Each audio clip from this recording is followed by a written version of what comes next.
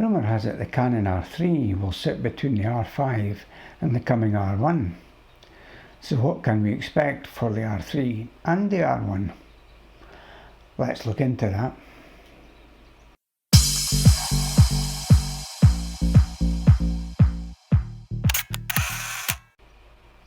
Hi, I'm Tom and you're watching Rumourhasit. Please subscribe for camera news, rumour and informed opinion. It's free to subscribe and it helps the channel grow. And if you'd like to see more content like this, please give the like button and subscribe button your support to let YouTube know that you care. The coming development announcement of the R3 is much anticipated, but the details are still scarce. I'll try to give some insight into what the R3 might bring. Also, the news has worried or confused some people who were expecting the flagship R1. So I'll also go on to explain why the R3 is so important and what it means also for the flagship. Canon are a very traditional company and they value the history and heritage of their cameras. So we can learn a lot by looking at that history and how they might develop on it. So let's look back in detail on the EOS 3 to see what that gives us insight into the R3. You may already have heard some of this, but stick with me because I believe I've got more information than any other channel to share.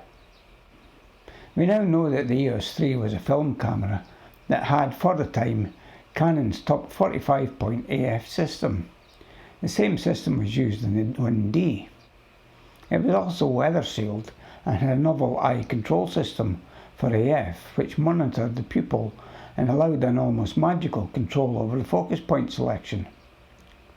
Although Canon dropped eye control after the EOS 3, it seems that they continued to develop it, and a patent application in 2019 uncovered just how far they did develop it.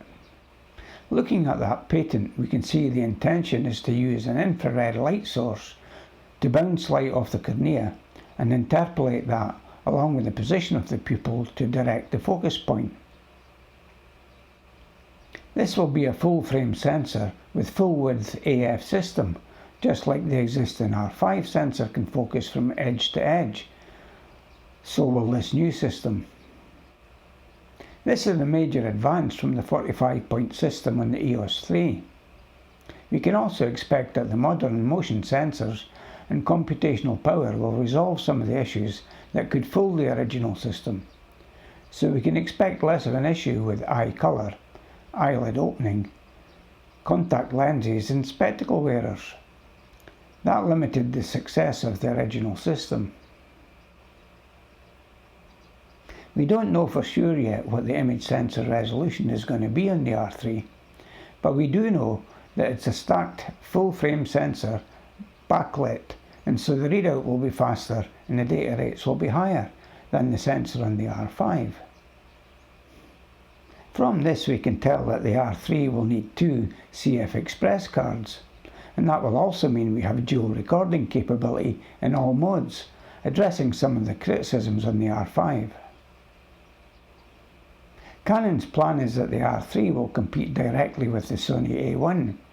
The reason we know this is that the R5 already runs the A1 very close, as I've pointed out before previously. Here's a link to that video. Therefore, we can confidently predict that the new stacked sensor will give them a readout speed and frames per second which crucially closes the remaining gaps between the R5 and the Sony A1. The Digic X processor is already powerful enough, so crucially Canon will be able to do this with one processor. It's also safe to predict that the R3 will need to match the R5 video modes, which means at least 45 megapixel image sensor. Now Sony has that fantastic 9.44 million dot viewfinder, but this is an off-the-shelf item and Canon should easily be able to match this if they think it's necessary.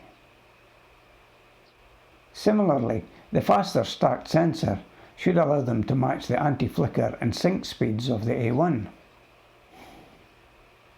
The larger body size of the R3 will better dissipate the heat.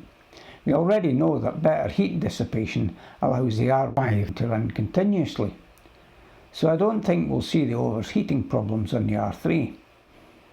We may, however, still see the 30-minute record limit, unless using an external recorder.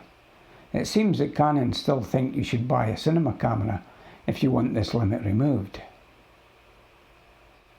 So given the R3 will be aimed at the Sony A1, where does that leave the Canon R1? Do Canon still have something up their sleeve? Looking at recent patents for Canon, we can see that many of them were actually realised. It's not that long ago that people doubted the R5 with 8K video and animal IAF could exist, or even that the updated 2019 eye control patent would make an appearance on the R3.